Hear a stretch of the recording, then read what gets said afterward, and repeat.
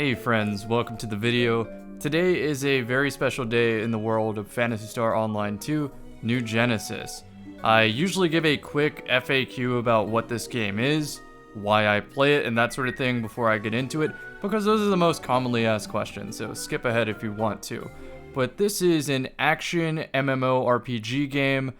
You can play with the following classes. Hunter uses a big sword. Fighter, kind of like a fighting game, uses knuckles, double saber like Darth Maul, that kind of thing. Ranger is rifle, rocket launcher. Gunner is twin machine gun and rifle. Force is like the magic casting class, uses a rod and a card throwing device that casts magical spells off the card. Techer is more like a support mage, which uses a wand. I actually make my character swing a frying pan, so it's kind of funny. Then Braver, edgy class, uses bow plus katana. Good mix between both ranges. And then we have Bouncer, which is like really fast movement, but also magic, but also melee. Uses jet boots, so think like Jet Set Radio, skating down the street kind of thing. So those are the classes. The combat is action RPG oriented, where you have this ability bar at the bottom. You can switch between different bars to use different abilities. You can switch between different weapons. Your main class has your obvious main two weapons, like my ranger has a rifle and a rocket launcher, but since she subclasses the fighter class, she can also use like a double saber if I equip one. It doesn't do as much damage, but that's for another day. Other than that, what do? Similar gameplay loop to Destiny, similar world building and setting to Destiny. This is the game series that got me in to Destiny. I played Halo at the time, I played Phantasy Star at the time, so it's only natural that Destiny, being a mix of the two, would draw me to it. So you might have heard me say New Genesis. What does that mean? Well, it would be like if you were able to carry your Destiny 1 character into Destiny 2, but then on the click of a button, go visit Destiny 1. And that's exactly what New Genesis does. So right now I'm playing New Genesis with the new, more fluid combat. I'm gonna say it's fluid but slower, less options.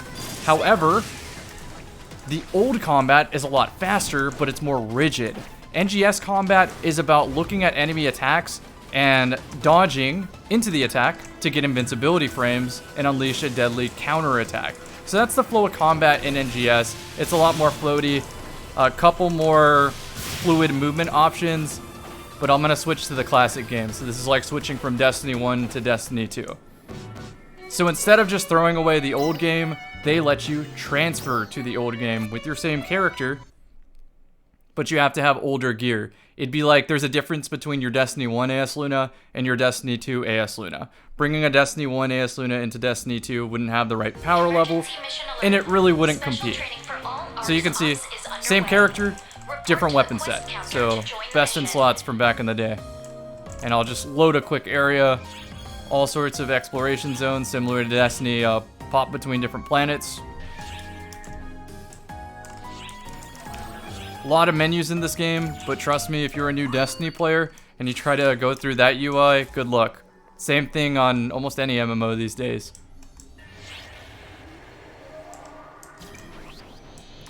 So the combat here, like I said, more rigid. Like, yes, it does this slide, but I'm kind of locked into the trajectory. I get invincibility frames the entire way through the slide. You see the red circle, kind of like Osu game, where if you match the red circle to your next attack, you get a damage bonus. So this combat version is a lot about abusing invincibility frames and combos. So you want to try to time those red circles to different attack strings that give you a damage bonus from your main class and subclass. And if you get really into it, the combat is super gratifying to learn those effective combos while simultaneously dodging one-hit death attacks from a space god. Seriously, one mistake and you might be out. So that's kind of what still draws me to this game.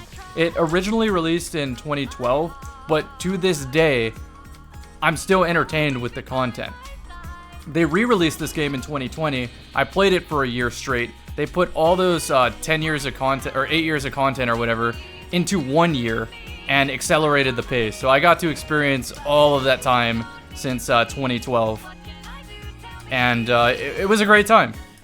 But even then, even still playing at that accelerated pace, even playing on the Japanese server, which isn't connected to the global server, I still have more to do and more to master. I feel like out of all of these classes in this base classic version of PSO2, so aka Destiny 1, I've only really mastered Ranger. I know a little bit about Tekker. I know a little bit about its wool. I'll explain what those are in another video. But for the most part, yeah, Ranger's the only one that I've really reached endgame with. The rest of them, I might know some basic combos, but if I wanted to, I could be on a desert island and be entertained for the next decade easily with what I have left to explore in this game. So that's part of why I play that. So you probably skipped around to the video. Here's where I tell you what's different today. Today is PSO2 day, and these happen twice a month.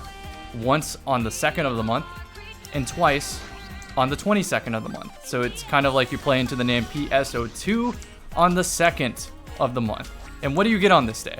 On PSO2 day, you get increased EXP, more rare drops, and there's a bunch of bonuses associated with the crafting and harvesting system. Like you see these little harvesting nodes. On PSO2 day, you might get more of a yield from using your pickaxe on these, which might go to weapon crafting. So you can work your way towards exactly what you want in PSO2, which is one of the best parts about it. If there's a build you can dream of, you can work towards it and have an end goal in mind, an end time. And so that's why I'm going to be grinding this out for a very long time today. Since today is the 2nd month on the 22nd year of the 2nd century, they are upping PSO2 day and making it ultra mega super special awesome PSO2 day. So instead of it lasting like one day, this lasts 3 days right now. And we get a second one on the 22nd. For Destiny players out there, yes, that is on the Witch Queen.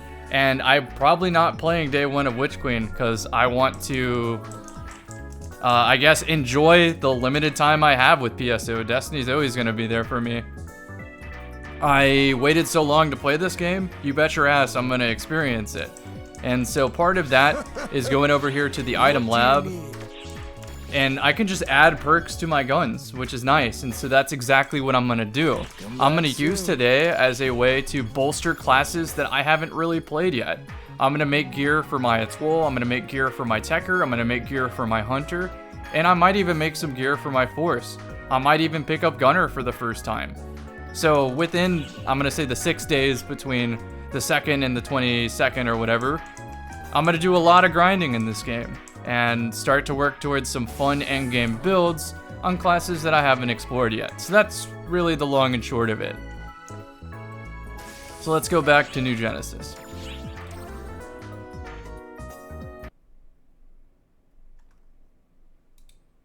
It takes a second to load because it's switching between like 2 separate games. The technology here is pretty cool. Free to play, by the way. Free to play. There is some bonuses for paying, but you can get everything in the game free to play. You also don't have to chase best in slot. Like in Destiny, you know how impact casing on a rocket adds like 2% damage, but ultimately that never makes the difference between one phasing Templar or some other raid boss? Same thing here. So it's like, you could spend a lot of currency on impact casing, or you could spend just a little bit of currency and get something only like 2% worse. And that'll get you through almost all the content, if not all of the content if you're skilled enough. That's another thing about this game. Your skill and mastery of the game can take you really far with some mediocre gear. So you're not, subject to just doing an endless grind and chasing gear that's going to depreciate. You can just use whatever they give away at the beginning of the season and just use that all the way to the end and let your experience carry you the rest of the way through. Your understanding of the class carry you the rest of the way through. So NGS is more open world, where there could be 32 players in an area instead of the, 8 or 16 back in the day? It's 8 or 12, that's what it is. And so what do you do in NGS? In NGS, You can wait for a storm to appear. So in the desert area, which is the new area, a sandstorm appears, and then like giant version of enemies appears, and they can essentially one-hit your character. They hit a lot harder, but they also have better loot. You can do a purple trigger, as they call it, because you trigger the spawn of bosses. This is a boss rush activity where you fight 5 gigantic enemies in a row. So those are fun. It's pretty much the endgame loop of NGS. The endgame of this game isn't too fleshed out, but that's how classic PSO2 started, and it took a couple years until it reached its potential. So NGS has not reached its potential yet, but that's not a reason for me to just not play it. I'm still gonna keep up with it, because I do enjoy the limited content that does exist in this game, and I still find the combat very satisfying. So that's why I continue playing. Not to mention, there's a giant screenshotting community in this game, so they'll just use this as like a dress-up simulator. See, I went with the stripes for the New Year's tiger that I put on the hat. So yeah, they'll just take screenshots, they'll kill a space god, they'll sell his corpse for some currency, and then use that currency to buy fashion, screenshot it, farm some likes, and do it again. So if that's a more satisfying gameplay loop for you, by all means do that. It is very fun. Oh, is that a Giga? That is a Giga. Alright. Big lizard. There's a weak bullet on it right now, so that's what Ranger brings to the table. Every subclass has their like own special niche. And so what Ranger does is it brings like a divinity-like effect. It puts a circle on the enemy, and everybody who shoots that circle does more critical damage. And so having Rangers on standby to make sure that we never run out of divinities is the play.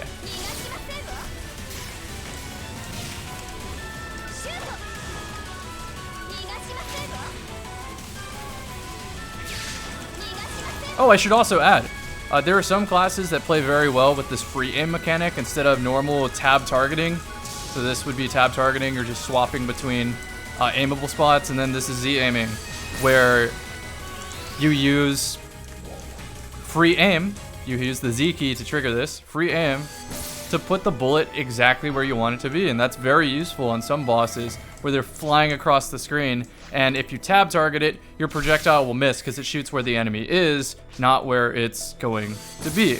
So for that reason, I like playing Ranger because it gives me maybe a more intense Destiny, a more mechanic-heavy Destiny that I always wish the game was. So that's kind of why I gave up on Destiny PvE, because honestly, I'm just satisfied with this. So if you have any more questions about this game, feel free to stop by the stream. I will be playing more of this. My plans today is to I should probably check that loot. By the way, in PSO2, weapons can have an extra perk on it that lets you do a little bit extra damage, so it sells for a lot more. But again, kind of like impact casing on a Destiny rocket, it's not needed for the endgame. Sure, it's helpful, but it's definitely not needed. I just got a Griaga Katana to drop. That's like the... Here's what it does. Gives you extra 20% potency, and then an extra 4% against bosses. So if you're purely a bossing character, these Griaga weapons are great. But since so many have dropped since its expansion starts, yeah, they're very cheap. They're like the minimum currency. But if you wanted to make a lot of money, here's what PSO2 has. They have drops with this extra perk, and that does sell for a lot more. But they also have shiny versions, where this has an alternate color scheme.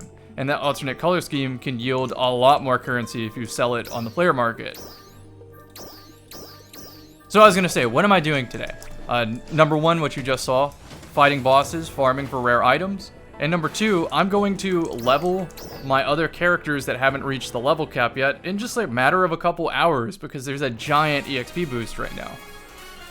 So one of the characters that I want to play in New Genesis, but I haven't got around to leveling for various reasons, is Hunter. You know, the giant sword.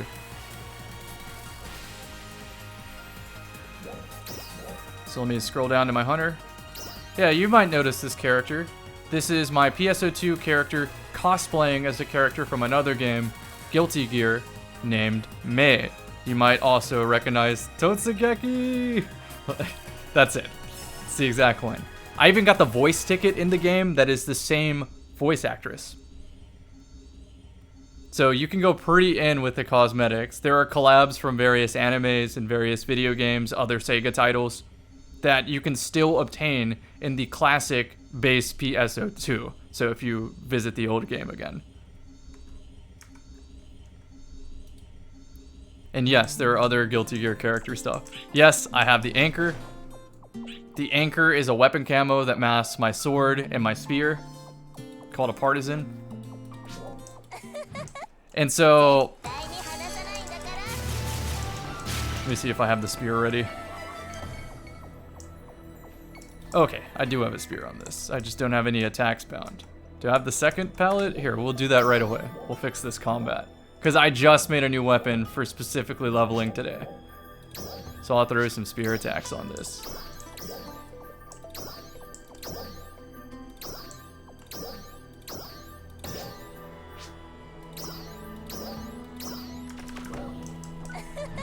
Yeah, there we go. So it extends out just a little bit on this anchor.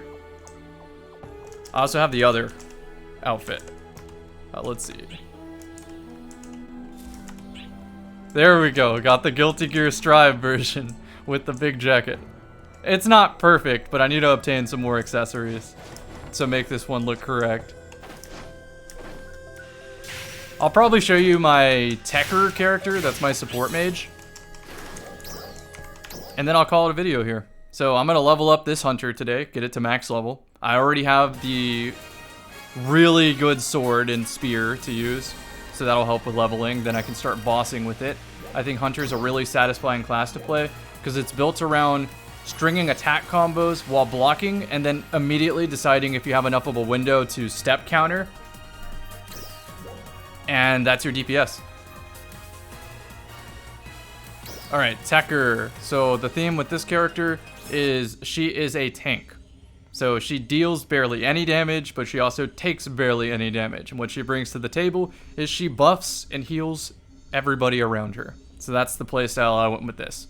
It's kind of comical to go out in the free field, see a giant boss kicking everybody around and one-hitting them, and then it not even taking a third off of my character. There's even some bosses that like grapple and will pick up the character and just like launch them across the map. And it's really funny to see my health bar barely move. You can edit in like an audible squeak sound, just hits the floor. You know, that kind of thing.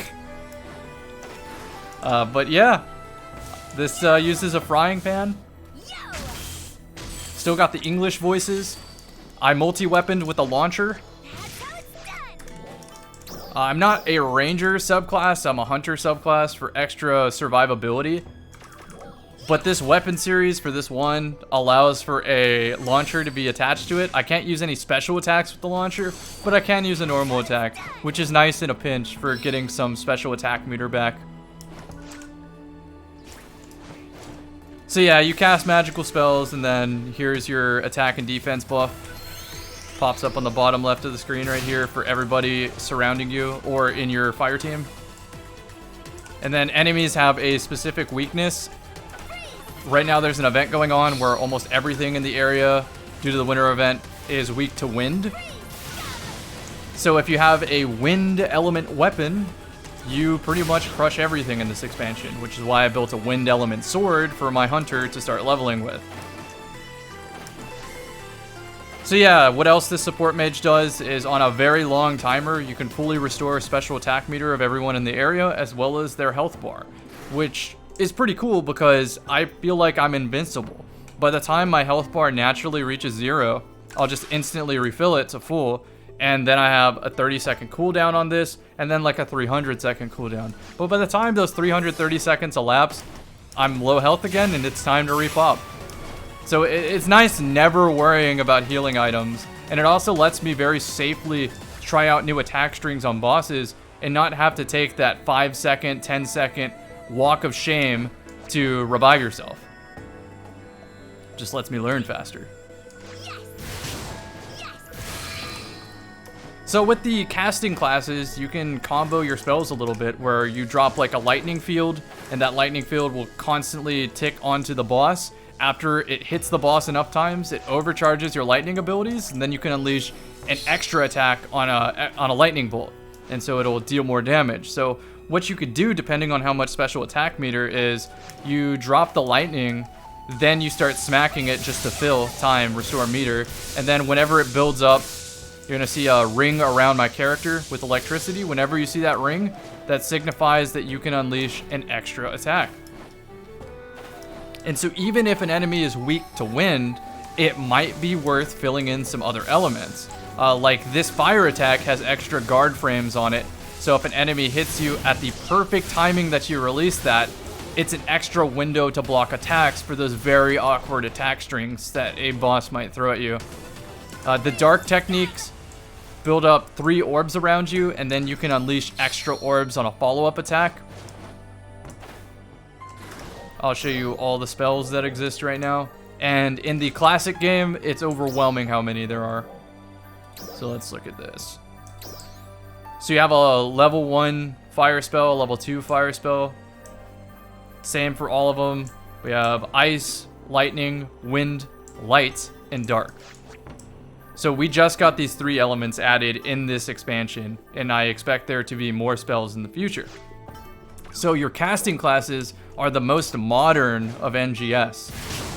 I would say that casting classes are like 3.0s, and everything else is like, I don't know, a 2.0, maybe 2.5. Hunter being the only other class that I feel like is well-rounded. Everything else is missing just a little bit of spice from back in the old days of PSO2 Classic. But I'll save that conversation for another day, because here is a boss that I'm probably gonna kill. Take care, everybody. See ya in the stream.